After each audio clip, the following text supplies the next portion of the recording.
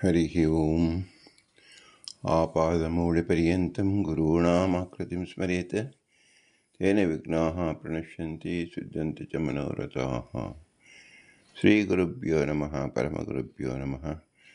श्रीमदानन्दतीर्थभगवत्पादाचार्यगुरुभ्यो नमः। मन्मनोभीष्टवरदं सर्वाभीष्टफलप्रदं पुरन्दरगुरुं वन्दे दासश्रेष्ठं दयानिधिं विद्याविनयसम्पन्नान् शान्तादिगुणबृंहितान् सशास्त्रप्रवचनासक्तान् इलमिलार्यान् गुरून् भजे। पृथ्वीमण्डलमध्यस्थाः पूर्णबोधमतानुगाः वैष्णवाः विष्णुहृदयाः तान् नमस्ये गुरुमम। हरिः ओं। श्रीशाः पाहि ಅನಂತಕೋಟಿ ಎಂಬುದು ಶ್ರೀ ಪುರಂದರದಾಸ ರಚಿಸಿದ ಭವ್ಯಗ್ರಂಥ. 180 ಗದ್ಯಗಳು, ಪ್ರಮೇಯ ಶಾಸ್ತ್ರಗಳು. ನಾವು 82ರಿಂದ 92ನೇ ಗದ್ಯವನ್ನು ನೋಡುತ್ತಿದ್ದೆವು. ಅಕ್ರೂರ ವರದ, ಅಂಬರೀಷ ವರದ, ನಾರದ ವರದ, ಪ್ರಹ್ಲಾದ ವರದ, ಗಜೇಂದ್ರ ವರದ, ಮುಚುಕುಂದ ವರದ, ಧ್ರುವ ವರದ, ವಿಭೀಷಣ ವರದ, ಪುಂಡರೀಕ ವರದ ಮತ್ತು ಪರಾಶರ ವರದ ಎಂಬುದು 10 ಜನ ವರದರು. 10 ಜನ ವರದರನ್ನು ಚಿಂತಿಸುವುದರ ಮೂಲಕ ಶ್ರೀ ಪುರಂದರದಾಸರು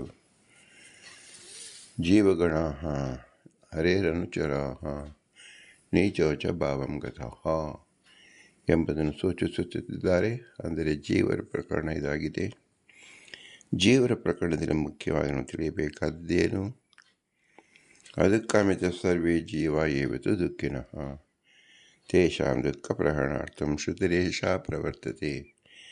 ನಾವು ದುಃಖಿಗಳು ಈ ಜೀವರ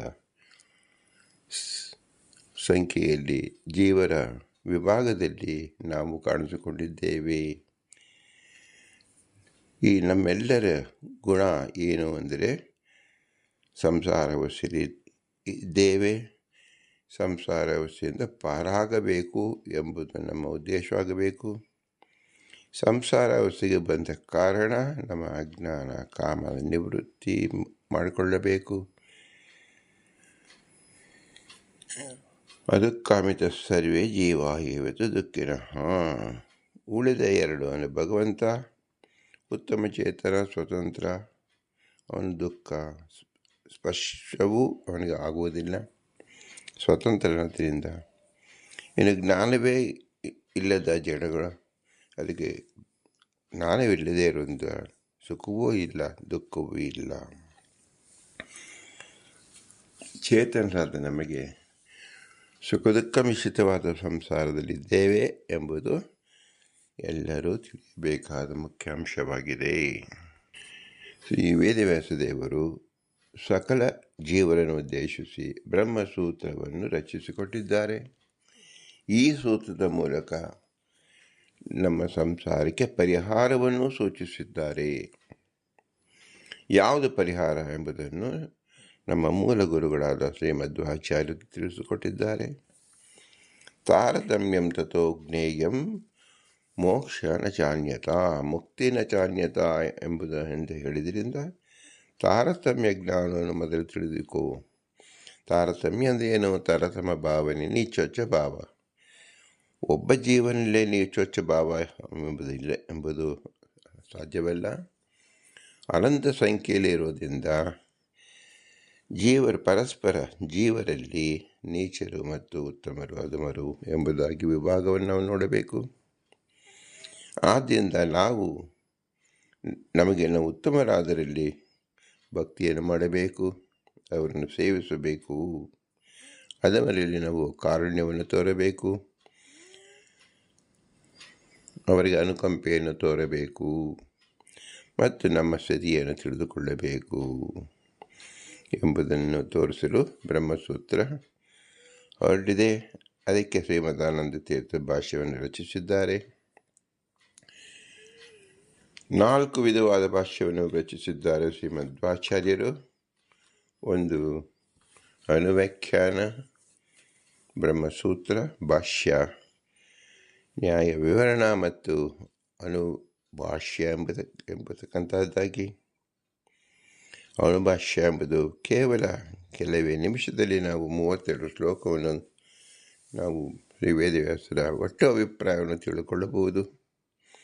ವಿಶೇಷವಾದ ನ್ಯಾಯವನ್ನು ತಿಳಿದುಕೊಳ್ಳುವಾಗ ನ್ಯಾಯ ವಿವರಣಾ ಗ್ರಂಥವನ್ನು ಅಧ್ಯಯನ ಮಾಡಬೇಕು. ಬ್ರಹ್ಮಸೂತ್ರ ಭಾಷ್ಯ ಎಂಬುದು ವಿಸ್ತಾರವಾಗಿ ನಮಗೆಲ್ಲ ಸಮಸ್ಯೆಗಳಿಗೂ ಪರಿಹಾರ ರೂಪವಾಗಿ ಇರತಕ್ಕಂಥ ಬ್ರಹ್ಮಸೂತ್ರ ಭಾಷ್ಯದಿಂದಲೇ ಎಲ್ಲವನ್ನು ನಿರ್ಧರಿಸಿಕೊಳ್ಳಬೇಕು.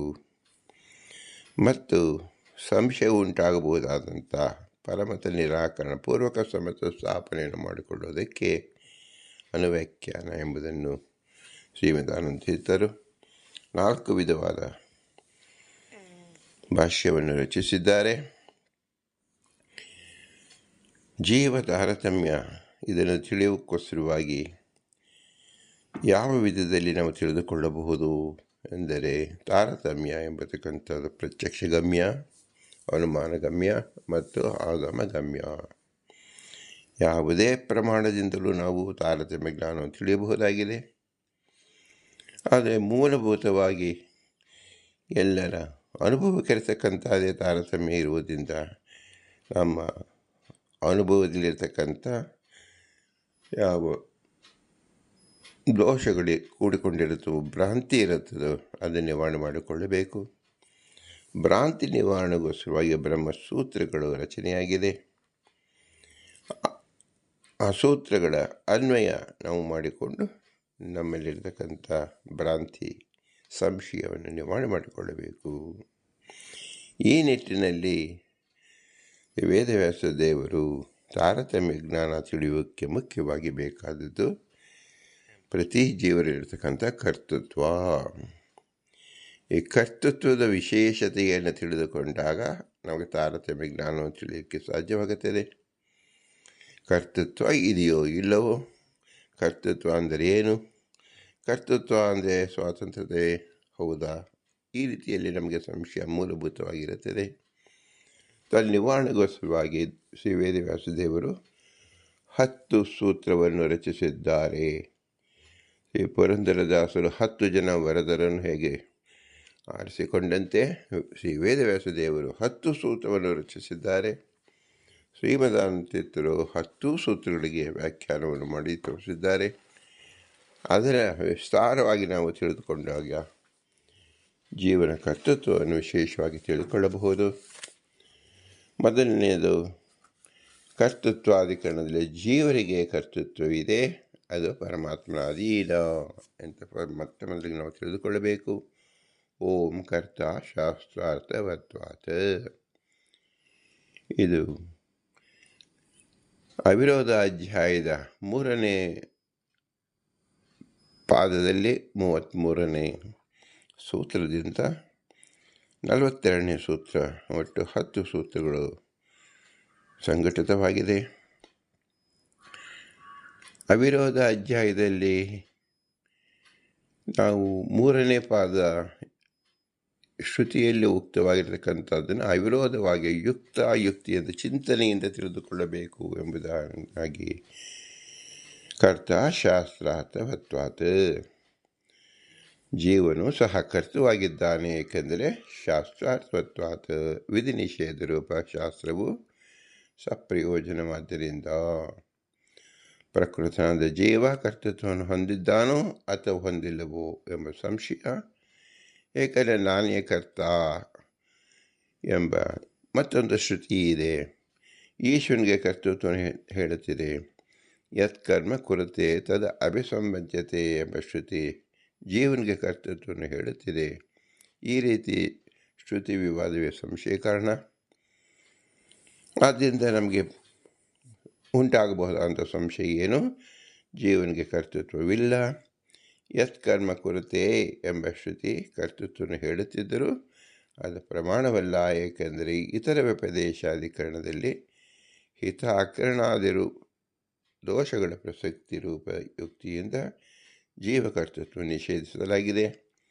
ಹೀಗೆ ಅಕರ್ತೃತ್ವ ಶ್ರುತಿ ಯುಕ್ತಿ ಸಹಿತವಾದ್ದರಿಂದ ಪ್ರಬಲ. ಜೀವನಿಗೆ ಕರ್ತೃತ್ವ ಇಲ್ಲದಿರುವಾಗ ಏಷಾವು ಏವ ಸಾಧು ಕರ್ಮ ಕಾರಯತಿ ಮುಂತಾದ ಶ್ರುತಿಗಳ ಸಮನ್ವಯ ಯುಕ್ತವಲ್ಲ ಎಂಬ ಸಂಶಯ ಬಂದರೆ, ಹಾಗೆ ಸಿದ್ಧಾಂತ ಶ್ರೀಮದಾನಂದ ತೀರ್ಥರು ತೋರಿಸಿರುವಂತೆ ಜೀವನಿಗೆ ಕರ್ತೃತ್ವವನ್ನು ಒಪ್ಪದಿದ್ದಲ್ಲಿ ವಿಧಿಷೇಧ ರೂಪ ಶಾಸ್ತ್ರವು ವ್ಯರ್ಥವಾಗಬೇಕಾದೀತು. ಏಕೆಂದರೆ ಜಡ ವಸ್ತುಗಳು, ಪರಮಾತ್ಮ ಮತ್ತು ಮುಕ್ತ ಜೀವರು ಇವರುಗಳನ್ನು ಕುರಿತು ಶಾಸ್ತ್ರದ ಪ್ರವೃತ್ತಿ ಇಲ್ಲ. ಸಂಸಾರ ಜೀವನವು ಕರ್ತವ್ಯ ಅಲ್ಲದಿದ್ದರೆ ವಿಧಿ ನಿಷೇಧಗಳೆಲ್ಲವೂ ಅರಣ್ಯರೋಧನವಾಗುತ್ತದೆ. ಆದ್ದರಿಂದ ಜೀವನಿಗೂ ಕರ್ತೃತ್ವವನ್ನು ಅಂಗೀಕರಿಸಬೇಕು. ಹೀಗೆ ಜೀವನಿಗೆ ಕರ್ತೃತ್ವ ಇರುವುದರಿಂದಲೇ ಶ್ರುತಿ ಸಮಂಜಸವಾಗಿದೆ ಎಂಬ ಉತ್ತರ ಬರುತ್ತದೆ. ಎರಡನೇ ಸೂತ್ರ ಓಂ ವಿಹಾರ ಉಪದೇಶಾತ್. ಓಂ ಎಂಬತಕ್ಕಂಥದ್ದು ಎರಡನೇ ಸೂತ್ರ. ಇದರ ಅರ್ಥ ವಿಹಾರ ಉಪದೇಶಾತ್ ಅಂದರೆ ಜಕ್ಷನ್ ಕ್ರೀಡನ್ ಬ್ರಹ್ಮಮಾಣ ಎಂಬ ಶ್ರುತಿಯು ಮುಕ್ತಿಯಲ್ಲಿ ವಿಹಾರ ಕರ್ತೃತ್ವವನ್ನು ಜೀವನಿಗೆ ಹೇಳಿರುವುದರಿಂದ ಜೀವನು ಸತ್ಯವಾದ ಕರ್ತೃತ್ವವನ್ನು ಹೊಂದಿದ್ದಾನೆ ಎಂದರ್ಥ. ಇಲ್ಲಿ ನಮಗೆ ಆಕ್ಷೇಪ ಬರುವುದು, ಇನ್ನೊಬ್ಬರಲ್ಲಿರುವ ಕರ್ತೃತ್ವವನ್ನು ತನ್ನಲ್ಲಿ ಆರೋಪಿಸಿಕೊಳ್ಳುತ್ತಾನೆ ಎಂದು. ಜೀವನಲ್ಲಿ ಕಾಲ್ಪನಿಕ ಕರ್ತೃತ್ವವನ್ನು ಅಂಗೀಕರಿಸಿದರೂ ಶಾಸ್ತ್ರವು ಸಾರ್ಥಕವಾಗುತ್ತದೆ. ಆದ್ದರಿಂದ ಜೀವನಲ್ಲಿ ವಾಸ್ತವ ಕರ್ತೃತ್ವವಿಲ್ಲ ಎಂದು ಸಂಶಯ ಬಂದರೆ ಅದಕ್ಕೆ ಸಮಾಧಾನ, ಮೋಕ್ಷದಲ್ಲಿಯೂ ಸ್ತ್ರೀ ಬಿ ವಾ ಯಾನೇ ವಾ ಮುಂತಾದ ಶ್ರುತಿಗಳು ಜೀವನಿಗೆ ವಿಹಾರ ಕರ್ತೃತ್ವವನ್ನು ಹೇಳುತ್ತಿದೆ. ಮೋಕ್ಷದಲ್ಲಿರುವುದು ಪಾರಮಾರ್ಥಿಕವೇ ಆಗಿರಬೇಕು. ಆದ್ದರಿಂದ ಸತ್ಯವಾದ ಕರ್ತೃತ್ವವನ್ನೇ ಜೀವನಿಗೆ ಸಮ್ಮತಿಸಬೇಕು ಎಂಬುದಾಗುತ್ತದೆ. ಮುಂದಿನ ಸೂತ್ರ ಓಂ ಉಪಾದಾನಾತು ಓಂ ಎಂಬತಕ್ಕಂಥದ್ದು. ಉಪಾದಾನಾತ್ ಅಂದರೆ ಮೋಕ್ಷಾದಿ ಫಲ ಉದ್ದೇಶದಿಂದ ಸಾಧನಾದಿಗಳ ಅನುಷ್ಠಾನವೂ ಅದಕ್ಕೆ ತಕ್ಕ ಫಲವೂ ಕಂಡಿರುವುದರಿಂದ ಕರ್ತೃತ್ವ ಸತ್ಯವೇ ಆಗಿದೆ ಎಂದರ್ಥ. ಇಲ್ಲಿ ಆಕ್ಷೇಪ, ಮೋಕ್ಷದಲ್ಲಿ ಜೀವನಿಗೆ ಕರ್ತೃತ್ವ ಸ್ವಾಭಾವಿಕವಾದರೂ ಸಂಸಾರದಲ್ಲಿ ಕರ್ತೃತ್ವವು ಕಾಲ್ಪನಿಕವಾಗಿದೆ. ಈ ರೀತಿ ಒಪ್ಪಿಯೂ ಶಾಸ್ತ್ರ ಸಾರ್ಥಕ್ಯವನ್ನು ಹೇಳಲು ಸಾಧ್ಯವಿದೆ ಎಂದು ಆಕ್ಷೇಪ ಮಾಡಿದ ಅದಕ್ಕೆ ಸಮಾಧಾನ, ಮೋಕ್ಷ ಪ್ರಾಪ್ತಿಗಾಗಿ ಸಾಧನಾದಿಗಳ ಉಪಾದಾನ ಅಂದರೆ ಅನುಷ್ಠಾನವು ಕಂಡಿದೆ. ಪರರ ಅನುಷ್ಠಾನವನ್ನು ತನ್ನದಿಂದ ತಿಳಿದ ಮಾತ್ರಕ್ಕೆ ತನಗೆ ಅನುಷ್ಠಾನದ ಫಲವೇ ದೊರಕಲಾರದು. ಹೀಗೆ ಅನುಷ್ಠಾನ ಮತ್ತು ಫಲ ಎರಡೂ ಪ್ರತ್ಯಕ್ಷ ಸಿದ್ಧವಾದ್ದರಿಂದ ಪಾರಮಾರ್ಥಿಕ ಕರ್ತೃತ್ವವನ್ನೇ ಒಪ್ಪಬೇಕು. ಮುಂದಿನ ಸೂತ್ರ ಓಂ ವ್ಯಪದೇಶಶ್ಚ ಕ್ರಿಯಾಯಾಂ ನಚ್ಚೇನ್ ನಿರ್ದೇಶಿಸ ವಿಪರ್ಯ ಓಂ ಎಂಬುದು. ಇದರ ಅರ್ಥ ಕ್ರಿಯಾಯಾಮ್ ಅಂದರೆ ಆತ್ಮಾನಾಮೇವ ಲೋಕಂ ಉಪಾಸೀತ ಎಂಬ ಉಪಾಸನ ಕ್ರಿಯಾದಲ್ಲಿ, ವ್ಯಪದೇಶ ಅಂದರೆ ಜೀವನನ್ನು ಕರ್ತು ಎಂದು ಹೇಳಿರುವುದರಿಂದ ಜೀವನ ಕರ್ತೃವಾಗಿದ್ದಾನೆ. ನಚೇತ್ ಜೀವನಿಗೆ ಕರ್ತೃತ್ವ ಇಲ್ಲ ಎಂದಲ್ಲಿ ನಿರ್ದೇಶ ವಿಪರ್ಯ ಆತ್ಮಾನಾಂ ಎಂದು ನಿರ್ದೇಶನವಿಲ್ಲದೆ ವಿಪರೀತವಾಗಿ ಆತ್ಮ ಎಂದು ಇರಬೇಕಾಗಿತ್ತು. ಸಾರ್ಥಕ್ಯ ರೂಪ ಯುಕ್ತಿಯಿಂದ ಮತ್ತು ಸಾಧನ ಅನುಷ್ಠಾನ ರೂಪ ಪ್ರತ್ಯಕ್ಷ ಪ್ರಮಾಣದಿಂದ ಜೀವನಿಗೆ ಕರ್ತೃತ್ವವನ್ನು ಸಮರ್ಥಿಸಿ ಶ್ರುತಿ ಎಂದಿರುವ ಕರ್ತೃತ್ವವನ್ನು ತೋರಿಸುತ್ತಾರೆ. ಆತ್ಮಾನಾಮೇವ ಲೋಕೋಪಾಸೀತ ಎಂಬ ಶ್ರುತಿಯಲ್ಲಿ ಉಪಾಸನಾ ಕ್ರಿಯಾವನ್ನು ಕುರಿತು ಜೀವನಿಗೆ ಕರ್ತೃತ್ವ ಇಲ್ಲದಿದ್ದರೆ ಜಡವು ಕರ್ತೃವಾಗುವುದು. ಆದ್ದರಿಂದ ಪರಮಾತ್ಮನೇ ಕರ್ತೃವಾಗಬೇಕಾಗುತ್ತದೆ. ಆಗ ಆತ್ಮೈವ ಲೋಕಂ ಎಂದು ನಿರ್ದೇಶವಿರಬೇಕಾಗಿತ್ತು. ಆದರೆ ಶ್ರುತಿಯಲ್ಲಿ ವಿಪರೀತ ನಿರ್ದೇಶನ ಇಲ್ಲದಿರುವುದರಿಂದ ಜೀವನಿಗೆ ಕರ್ತೃತ್ವ ಸಿದ್ಧವಾಗುತ್ತದೆ. ಮುಂದಿನ ಸೂತ್ರ ಉಪಲಬ್ಧಿವದ ಅನಿಯಮ ಎಂಬುದು. ಜೀವನಿಗೆ ಉಪಲಬ್ಧಿವತ್ತು ಜ್ಞಾನದಲ್ಲಿ ಯಾವ ರೀತಿ ಅನಿಯಮ ಸ್ವೇಚ್ಛಾನುಸಾರ ಜ್ಞಾನ ಲಾಭವಿಲ್ಲವೋ ಅದರಂತೆ ಕ್ರಿಯಾದಲ್ಲಿಯೂ ಅನಿಯಮ ಮಾಡಿಯೇ ಮಾಡುವೆಂಬ ನಿಯಮ ಇಲ್ಲ. ಆಕ್ಷೇಪ, ಈ ರೀತಿಯ ಪ್ರತ್ಯಕ್ಷಾದಿ ಪ್ರಮಾಣಗಳಿಂದ ಜೀವನಿಗೆ ಕರ್ತೃತ್ವ ಇದೆ ಎಂದು ಸಮರ್ಥಿಸುವುದಾದರೆ ಇತರ ವ್ಯಪದೇಶಾತ್ ಈ ಸೂತ್ರದಲ್ಲಿ ಮತ್ತು ನಾಣ್ಯಕರ್ತ ಎಂಬ ಶ್ರುತಿಯಲ್ಲಿ ಜೀವನಿಗೆ ಕರ್ತೃತ್ವವನ್ನು ನಿರಾಕರಿಸಿದ್ದು ಹೇಗೆ ಯುಕ್ತವಾಗುತ್ತದೆ ಎಂದರೆ ಇದಕ್ಕೆ ಸಮಾಧಾನ, ಸ್ವರೂಪವು ಸುಗಂಧವೂ ಆದ ವಸ್ತುವನ್ನು ಭೋಗಿಸುವನು, ಇದಕ್ಕೆ ವಿಪರೀತವಾದನ್ನು ಭೋಗಿಸುವುದಿಲ್ಲ ಎಂದ ಅಪೇಕ್ಷೆ ಮತ್ತು ಪ್ರಯತ್ನ ಜೀವನಿಗೆ ಇದ್ದರೂ ಅದು ಈಡೇರುವುದಿಲ್ಲ. ಇದನ್ನು ತಿಳಿಯುವನು ಎಂದು ಅಪೇಕ್ಷೆ ಮತ್ತು ಪ್ರಯತ್ನ ಇದ್ದರೂ ಜ್ಞಾನ ಲಾಭವಾಗುವುದಿಲ್ಲ. ಈಶ್ವರನಿಗೆ ಕೇವಲ ಸಂಕಲ್ಪದಿಂದಲೇ ಕಾರ್ಯಸಿದ್ಧಿಯಾಗುವುದು.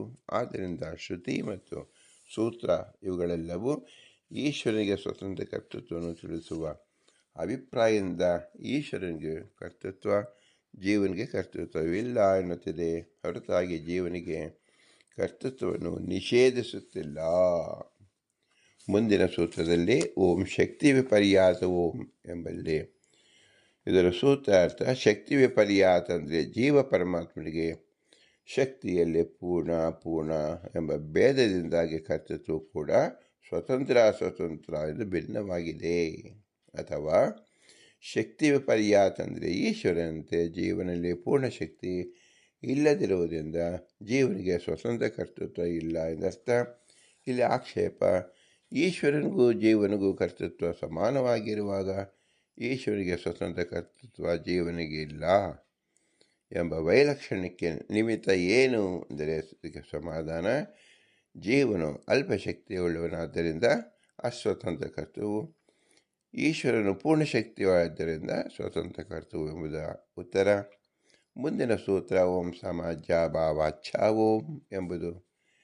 ಸಮಾಜ ಭಾವಾಚ್ಛ ಅಂದರೆ ಸ್ವಾಕೆನ್ನುವ ಬುದ್ಧಿ ಇಲ್ಲದಿರುವುದರಿಂದಲೂ ಸಹ ಜೀವನಿಗೆ ಸ್ವತಂತ್ರ ಕರ್ತೃತ್ವ ಇಲ್ಲ. ಬೇರೊಂದು ಯುಕ್ತಿಯಿಂದ ಈಶ ಜೀವನ ಕರ್ತೃತ್ವದ ವೈಲಕ್ಷಣ್ಯವನ್ನು ಸಮರ್ಥಿಸುತ್ತಾರೆ. ಈಶ್ವರನು ಪೂರ್ಣಕಾಮನಾಗಿರುವುದರಿಂದ ಸ್ವತಂತ್ರ ಕರ್ತೃತ್ವ ಉಳ್ಳವನು, ಜೀವನು ಪೂರ್ಣಕಾಮನಲ್ಲದಿರುವುದರಿಂದ ಅಸ್ವತಂತ್ರ ಕರ್ತೃತ್ವ ಉಳ್ಳವನು ಎಂಬುದು ಸೂತ್ರಾರ್ಥ. ಮುಂದಿನ ಸೂತ್ರಾರ್ಥ ಯಥಾ ಚ ತಕ್ಷೋಭ ಯಥಾ ಓಂ. ಯಥಾ ಅಂದರೆ ಯಾವ ರೀತಿ, ತಕ್ಷ ಬಡಗಿ, ಉಭಯತಾ ಭವನಾದಿಗಳನ್ನು ಮೂಡಿಸುವ ರಾಜರುಗಳಿಂದ ಪ್ರೇರಿತನೆಂದು ಮತ್ತು ಆ ರಾಜರ ಕರ್ತೃವೆಂದು ಹೇಳಲ್ಪಡುವನು, ಅದೇ ರೀತಿ ಜೀವನು ಈಶ್ವರರಿಂದ ಪ್ರೇರಿತನೆಂದು ಕರ್ತೃವೆಂದು ಹೇಳಲ್ಪಡುವನು. ಇಲ್ಲಿ ಆಕ್ಷೇಪ, ಸ್ವತಂತ್ರನೇ ಕರ್ತು ಅಸ್ವತಂತ್ರ ಕರ್ತನೇ ಅಲ್ಲ. ಹೀಗಿರುವಾಗ ಅಸ್ವತಂತ್ರ ಜೀವನಲ್ಲಿ ಕರ್ತು ಶಬ್ದ ಪ್ರಯೋಗ ಯುಕ್ತವಾಗುವುದಿಲ್ಲ. ಶ್ರುತಿ ಸ್ಮೃತಿಯಾದಿಗಳಲ್ಲಿ ಜೀವನ ಕರ್ತೃವೆಂದು ಹೇಳುವುದಾದರೂ ಹೇಗೆ ಎಂದು ಆಕ್ಷೇಪ ಬಂದರೆ ಅದಕ್ಕೆ ಸಮಾಧಾನ, ಬಡಗಿಯು ಮನೆ ಯಜಮಾನನ ನಿಯಂತ್ರಣಕ್ಕೆ ಒಳಪಟ್ಟಿದ್ದರೂ ಗೃಹ ನಿರ್ಮಾಣದಲ್ಲಿ ಕರ್ತವ್ಯವೆಂದು ವ್ಯವಹರಿಸುವುದು ಲೋಕದಲ್ಲಿ ಕಂಡಿದೆ. ಹಾಗೆ ಜೀವನು ಈಶ್ವರನಿಂದ ಪ್ರೇರಿತನಾದರೂ ಘಟಾದಿಗಳಿಗೆ ಕರ್ತವಾಗಿದ್ದಾನೆ. ಆದ್ದರಿಂದ ಕರ್ತೃಪದವು ಕೇವಲ ಸ್ವತಂತ್ರ ಕರ್ತವನ್ನು ಬೋಧಿಸುವುದಿಲ್ಲ, ಅಸ್ವತಂತ್ರ ಕರ್ತನನ್ನು ಪ್ರಯೋಗವೂ ಸಹ ಸರಿ ಹೋಗುತ್ತದೆ ಎಂದು ತಿಳಿಯಬೇಕು. ಮುಂದಿನ ಸೂತ್ರ ಓಂ ಪರಾತು ತಶ್ರುತೇ ಓಂ ಎಂಬುದಕ್ಕಂಥದ್ದು. ಜೀವನ ಕರ್ತೃತ್ವ ಶಕ್ತಿ ಪರಾತು ಅಂದರೆ ಪರಮಾತ್ಮನ ಅಧೀನವೇ ಆಗಿದೆ. ಏಕೆಂದರೆ ತಶ್ರುತೇ ಜೀವನ ಕರ್ತೃತ್ವವು ಈಶಾಧೀನ ಎಂದು ಪ್ರತಿಪಾದಿಸುವ ಶ್ರುತಿ ಇರುವುದರಿಂದ. ಇಲ್ಲಿ ಪ್ರಶ್ನೆ, ಬಡಗಿಗೆ ಕರ್ತೃತ್ವ ಶಕ್ತಿ ತನ್ನ ಅಧೀನವಾಗಿರುವಂತೆ ಜೀವನಿಗೆ ಕರ್ತೃತ್ವ ಶಕ್ತಿ ತನ್ನ ಅಧೀನವೇ ಆಗಿರುವುದಾದರೆ ಈಶ್ವರನಿಗೆ ಕರ್ತೃತ್ವ ಎನ್ನುವುದು ಕೂಡಲಾರದು. ತನ್ನ ಅಧೀನವಲ್ಲದಿದ್ದರೆ ತಾನು ಕರ್ತನಾಗಲಾರ ಎಂಬ ಆಕ್ಷೇಪ ಬಂದರೆ ಅದಕ್ಕೆ ಉತ್ತರ, ಕರ್ತೃತ್ವ ಕರಣತ್ವಂಚ ಎಂಬ ಪ್ರಮಾಣದಂತೆ ಜೀವನ ಕರ್ತೃತ್ವ ಶಕ್ತಿ ಈಶ್ವರ ಅಧೀನವೇ ಆಗಿದೆ ಹೊರತು ಜೀವಾಧೀನವಾಗಿಲ್ಲ. ಆದರೂ ಜೀವನ ಕರ್ತನೆ, ಈಶ್ವರ ಅಧೀನವಾದ ಕರ್ತೃತ್ವ ಅವನಿಗೆ ಇದೆ ಎಂದು ಶ್ರುತಿ ಇದೆ. ಮುಂದಿನ ಸೂತ್ರ ಓಂ ಕೃತ ಪ್ರಯತ್ನಾಪೇಕ್ಷಸ್ತು ವಿಹಿತ ಪ್ರತಿಷೇಧ ವೈಯಾರ್ಥಾದಿಭ್ಯ ಓಂ ಎಂಬತಕ್ಕಂಥದ್ದು. ಯಾವ ಕಾರಣದಿಂದ ಪರಮಾತ್ಮನು ವಿಹಿತ ಪ್ರತಿಷೇಧ ವೈಯರ್ಥಾದಿಭ್ಯ ವಿಧಿ ನಿಷೇಧ ರೂಪಶಾಸ್ತ್ರವು ವ್ಯರ್ಥವಾಗದಿರುವುದಕ್ಕಾಗಿ ಮತ್ತು ತನಗೆ ವೈಷಮ್ಯ ನೈರ್ಗುಣ್ಯ ದೋಷ ಪರಿಹಾರಕ್ಕಾಗಿ ಕೃತ ಪ್ರಯತ್ನಾಪೇಕ್ಷಸ್ತು ಜೀವನ ಕರ್ಮ ಪ್ರಯತ್ನ ಯೋಗ್ಯತೆ ಇವುಗಳನ್ನು ಅಪೇಕ್ಷಿಸಿಯೇ ಜೀವನನ್ನು ಪ್ರೇರಿಸುತ್ತಾನೆ. ಆ ಕಾರಣದಿಂದ ಜೀವನು ಪರಮಾತ್ಮನ ಅಧೀನಾದರೂ ಕರ್ತನೇ ಆಗಿದ್ದಾನೆ ಎಂದು ನಾವು ತಿಳಿಯಬೇಕು. ಇಲ್ಲಿ ಆಕ್ಷೇಪ, ಜೀವನ ಕರ್ತೃತ್ವ ಶಕ್ತಿ ಈಶ್ವರ ಅಧೀನ ಎಂದರೆ ಈಶ್ವರನಿಗೆ ಕರ್ತೃತ್ವ ಜೀವನಿಗಿಲ್ಲ ಎಂದಂತಾಗುತ್ತದೆ.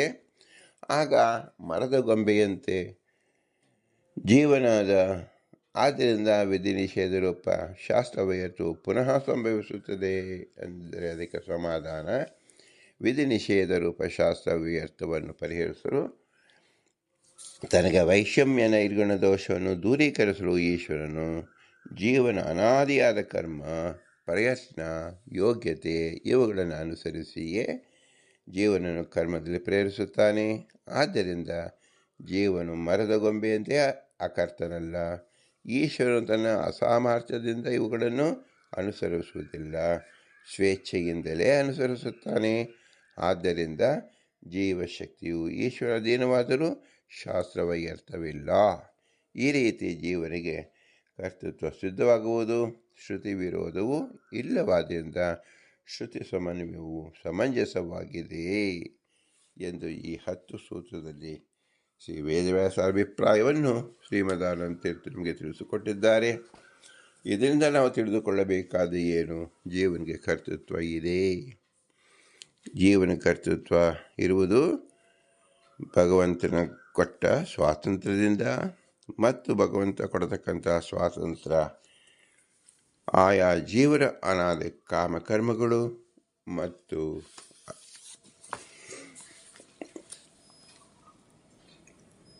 ಪ್ರಯತ್ನ ಮತ್ತು ಯೋಗ್ಯತೆ ಇವುಗಳನ್ನು ಅನುಸರಿಸಿದೆ.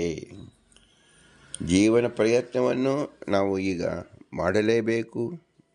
ನಮ್ಮ ಪ್ರಯತ್ನವಿಲ್ಲ ಅಂತ ಹೇಳಿ ನಾವು ಕೈಕಟ್ಟಿ ಕುಳಿತುಕೊಳ್ಳಬಾರದು. ನಮಗೆ ಚೇಷ್ಟಾಪ್ರದವಾದ ಇಂದ್ರಿಯಗಳನ್ನು ಭಗವಂತ ಕೊಟ್ಟಿದ್ದಾನೆ ಮತ್ತು ನಮಗೆ ಯಾವುದು ಬೇಕು ಯಾವುದು ಬೇಡ ಎಂಬತಕ್ಕಂಥ ಜ್ಞಾನವೂ ನಮಗೆ ಇದೆ. ಆ ಸಲಕರಣೆಗಳನ್ನು ಹೊಂದಿಕೊಳ್ಳುವ ಯೋಗ್ಯತೆ ನಮ್ಮಲ್ಲಿಲ್ಲ. ಅದನ್ನು ಭಗವಂತನೇ ಹೊಂದಿಸಿಕೊಡುತ್ತಾನೆ. ಆದ್ದರಿಂದ ಭಗವಂತ ಸ್ವತಂತ್ರ ಕರ್ತನು ಮತ್ತು ಜೀವ ಅಸ್ವತಂತ್ರ ಕರ್ತ ಎಂದು ತಿಳಿಯಬೇಕು. ಎಲ್ಲಿಯ ತನಕ ಜೀವ ಪ್ರಯತ್ನದಲ್ಲಿ ಸಾಗುವುದಿಲ್ಲವೋ ಸ್ವತಂತ್ರನಾದ ಭಗವಂತ ಯಾವ ರೀತಿಯಲ್ಲೂ ಸಹಾಯ ಮಾಡುವುದೇ ಇಲ್ಲ. ಜೀವನು ಜಡದಂತೆ ಇರುತ್ತಾನೆ ಮತ್ತು ಎಷ್ಟು ಸಾರಿ ಸಂಸಾರದಲ್ಲಿ ಹುಟ್ಟಿ ಬಂದರೂ ಸಹ ಉನ್ನತಿ ಮಾರ್ಗವನ್ನು ಹೊಂದುವುದೇ ಇಲ್ಲ. ಇದನ್ನು ಅರಿತುಕೊಳ್ಳಬೇಕಾದರೆ ಮನುಷ್ಯ ಜನ್ಮದಲ್ಲಿ ಪ್ರತಿಯೊಬ್ಬ ಜೀವರು ತಮ್ಮ ಕರ್ತೃತ್ವವನ್ನು ಚೆನ್ನಾಗಿ ತಿಳಿದುಕೊಳ್ಳಬೇಕು. ಕರ್ತೃತ್ವವನ್ನು ತಿಳಿದಾಗ ತಾರತಮ್ಯ ಜ್ಞಾನ ಚೆನ್ನಾಗಿ ಸ್ಫುಟವಾಗಿ ತಿಳಿದು ಬರುತ್ತದೆ. ತಿಳಿದು ಬಂದ ಮೇಲೆ ಆರಾಧನೆ ಭಗವಂತನ ಗುಣ ಉತ್ಕರ್ಷ ರೂಪವಾದ ಆರಾಧನೆ ಮಾಡಬೇಕು. ಇದೆಲ್ಲದಕ್ಕೂ ಪ್ರಯತ್ನ ಎಂಬುದು ಅಗ್ರವಾಗಿ ಶಾಸ್ತ್ರಾಧ್ಯಯನ, ವಿಧಿ ನಿಷೇಧವನ್ನು ಪರಿಪಾಲನೆ ಮಾಡತಕ್ಕಂಥದ್ದು ಮತ್ತು ಶಾಸ್ತ್ರ ವಿಮರ್ಶನೆ ಮೂಲಕ ತನ್ನ ಪ್ರತಿ ಕ್ಷಣದ ಪ್ರತಿ ದಿನದ ಪ್ರತಿ ಜನ್ಮದಲ್ಲೂ ಸಹ ಭಗವಂತನು ಕಾಣುವ ಹಂಬಲ ಹೆಬ್ಬಯಕೆಯಿಂದ ಕೂಡಿದ್ದಾಗ ಮಾತ್ರ ಭಗವಂತನಿಂದ ಪ್ರೇರಿತರಾದ ಉತ್ತಮ ಜೀವರುಗಳು ಸಹಾಯ ನಮಗೆ ದೊರಕುತ್ತದೆ. ಅದೇ ದೇವತೆಗಳು ತತ್ವಾಭಿಮಾನಿಗಳು. ಅವರು ನಮ್ಮ ಒಳಗಡೆ ಹೊರಗೆ ಎದ್ದು ನಮ್ಮನ್ನು ಪ್ರೇರಣೆ ಮಾಡುತ್ತಾರೆ. ಅವರೇ ನಮ್ಮ ಮುನ್ನಡೆಸತಕ್ಕಂಥವರು. ಅವರೆಲ್ಲರೂ ನಮಗಿನ್ನ ಮುಂಚಿತವಾಗಿಯೇ ಅತ್ಯುಗ್ರವಾದ ಪೂರ್ಣವಾದ ಪ್ರಯತ್ನವನ್ನು ಮಾಡಿಯೇ ಆ ಪದವಿಯನ್ನು ಹೊಂದುತ್ತಾರೆ. ಅದರಲ್ಲಿ ಮುಖ್ಯರಾದವರು ವಾಯುದೇವರು. ಆದ್ದರಿಂದ ಅವರು ಜೀವರಲ್ಲಿ ಅತಿ ಶ್ರೇಷ್ಠ ಎನಿಸಿದ್ದಾರೆ, ಜೀವೋತ್ತಮರೆನಿಸಿದ್ದಾರೆ. ಅವರನ್ನು ಅನುಸರಿಸಿರುವ ಅನಂತಾನಂತ ಜೀವರು ದೇವತೆಗಳಾಗಿ ವಾಯುದೇವರನ್ನು ಅನುಸರಿಸಿದ್ದಾರೆ. ಅದರಂತೆ ನಮ್ಮ ಗುರುಗಳು ತತ್ವಾಭಿಮಾನಿ ದೇವತೆಗಳನ್ನು ಅನುಸರಿಸಿದ್ದಾರೆ. ಗುರು ಹಿರಿಯರು ಅವರಂತೆ ನಮ್ಮ ತಂದೆ ತಾಯಿಗಳು ಅನುಸರಿಸಿದ್ದಾರೆ. ಅದರಂತೆ ನಾವು ನಮ್ಮ ತಂದೆ ತಾಯಿಗಳ ಮೂಲಕ, ಗುರು ಹಿರಿಯರ ಮೂಲಕ, ತತ್ವಾಭಿಮಾನಿ ದೇವತೆಗಳ ಮೂಲಕ, ಮುಖ್ಯ ಪ್ರಾಣ ಮೂಲಕ ಭಗವಂತನನ್ನು ಆರಾಧಿಸಬೇಕು. ಆ ಭಗವಂತನ ನಮ್ಮ ಬಿಂಬರೂಪ. ಇದನ್ನು ತಿಳಿಸಲು ಪುರಂದರದಾಸರು ಅಕ್ರೂರ ವರದ, ಅಂಬರೀಷ ವರದ, ನಾರದ ವರದ, ಮುಚುಕುಂದ ವರದ ಎಂಬಂತಾಗಿ 10 ಜನ ವರದರನ್ನು ತಿಳಿಸಿಕೊಟ್ಟು 10 ಜನರೂ ಸಹ ತಮ್ಮ ಪೂರ್ಣ ಪ್ರಯತ್ನದಿಂದ ಭಗವಂತ ಪ್ರಸಾದವನ್ನು ಪಡೆದುಕೊಂಡರು. ತನ್ಮೂಲಕ ಆತ್ಮ ಸಾಕ್ಷಾತ್ಕಾರವನ್ನು ಹೊಂದಿ ಭಗವಂತನನ್ನು ಕಂಡರು ಮತ್ತು ಮೋಕ್ಷಕ್ಕೆ ಅವರು ಅರ್ಹರಾದರು. ಆದ್ದರಿಂದ ಅವರನ್ನು ವರದರು ಎಂದು ಕರೆದಿದ್ದಾರೆ. ವರ ಅಂದರೆ ಶ್ರೇಷ್ಠ, ವರದ ಅಂದರೆ ಶ್ರೇಷ್ಠತ್ವವನ್ನು ಕೊಡತಕ್ಕಂಥವನು ಭಗವಂತ. ಅದಕ್ಕಾಗಿ ಪೂರ್ಣ ಪ್ರಯತ್ನವನ್ನು ಮಾಡತಕ್ಕಂಥ ಜೀವರ ಅಪೇಕ್ಷೆ ಇದೆ. ಜೀವರ ಅಪೇಕ್ಷೆಯಲ್ಲಿ ವರ ಅಂದರೆ ತಮ್ಮ ಪೂರ್ಣ ಪ್ರಯತ್ನವನ್ನು ಮಾಡುವುದೇ ಆಗಿದೆ. ಇದಕ್ಕಾಗಿ ಭಗವಂತನೇ ಮನುಷ್ಯ ಜನ್ಮವನ್ನು ಕೊಟ್ಟಿದ್ದಾನೆ. ಮನುಷ್ಯ ಜನ್ಮದಲ್ಲಿ ನಮಗೆ 10 ಇಂದ್ರಿಯಗಳನ್ನು ಕೊಟ್ಟಿದ್ದಾನೆ, ಜ್ಞಾನೇಂದ್ರಿಯಗಳನ್ನು ಕೊಟ್ಟಿದ್ದಾನೆ. ಜ್ಞಾನೇಂದ್ರಿಯ ಮೂಲಕ ಭಗವಂತನ ಆರಾಧನೆ ಮಾಡಲು ಸುಲಭ ಸಾಧ್ಯವೆನಿಸುತ್ತದೆ. ಇದಕ್ಕಾಗಿ ಗುರುಗಳಿದ್ದಾರೆ, ಶಾಸ್ತ್ರವಿದೆ, ನಮ್ಮ ಕಾಲವೂ ಇದೆ. ಆದ್ದರಿಂದ ಇಲ್ಲಿ ಇಲ್ಲದೇ ಇರುವುದು ಯಾವುದು? ನಮ್ಮ ಪ್ರಯತ್ನವನ್ನು ಇದರೊಂದಿಗೆ ಹೊಂದಿಸಿದಾಗ ಭಗವಂತನ ಅನುಗ್ರಹ ರೂಪ ಅದಕ್ಕೆ ಗುರುಗಳು ನಮಗೆ ಪ್ರಾಪ್ತರಾಗುತ್ತಾರೆ. ಮೊಟ್ಟ ಮೊದಲ ಗುರುಗಳು ನಮ್ಮ ತಂದೆ ತಾಯಿಗಳು, ತದನಂತರ ಅವರನ್ನು ಬೆಳೆಸಿದ ಗುರು ಹಿರಿಯರು, ತದನಂತರ ನಾವು ತಿಳಿಯಬೇಕಾದ್ದು ದೇವತಾ ತತ್ವಾಭಿಮಾನಿ ದೇವತೆಗಳು ಎಲ್ಲರೂ ನಮಗೆ ಗುರುಗಳಾಗಿದ್ದಾರೆ. ಆದರೆ ಮುಖ್ಯ ಗುರುಗಳು, ಮುಖ್ಯ ಪ್ರಾಣಾಚಾರ್ಯ ಶ್ರೀಮದಾಚಾರ್ಯ ಸಂತುಮಿ ಜನ್ಮ ಜನ್ಮನಿ ಎಂಬತಕ್ಕಂತಾಗಿ ನಾವು ತಿಳಿದುಕೊಳ್ಳಬೇಕು. ಇವರೆಲ್ಲರೂ ಅಸ್ವತಂತ್ರರು. ಸ್ವತಂತ್ರದ ಭಗವಂತ ಲಕ್ಷ್ಮೀನಾರಾಯಣ ಮಾತ್ರ, ಅವನೇ ನಮ್ಮ ಬಿಂಬರೂಪ. ಆದ್ದರಿಂದ ಇವೆಲ್ಲವೂ ಏನು ತೋರಿಸ್ಕೊಡ್ತಾ ಇದೆ? ಬಿಂಬೋಪಾಸನೆ ತೋರಿಸಿಕೊಡ್ತಾ ಇದೆ. ಬಿಂಬೋಪಾಸನೆ ಮಾಡದೆ ಹೋದರೆ ಆತ್ಮ ಸಾಕ್ಷಾತ್ಕಾರವಾಗುವುದಿಲ್ಲ. ಬಿಂಬೋಪಾಸನೆಯಿಂದಲೇ ಭಗವತ್ ಸಾಕ್ಷಾತ್ಕಾರದಿಂದ ತಾರತಮ್ಯ ಜ್ಞಾನ ತಿಳಿದು ಮೋಕ್ಷ ಉಂಟಾಗುತ್ತದೆ. ಇದಕ್ಕೆ ಭಗವಂತನ ಪ್ರಸಾದ ಅತಿ ಅಮೂಲ್ಯವಾದದ್ದು. ಅದಕ್ಕಾಗಿ ಜೀವನ ಕಡೆಯಿಂದ ಪ್ರಯತ್ನವನ್ನು ಸಾಧಿಸಬೇಕು.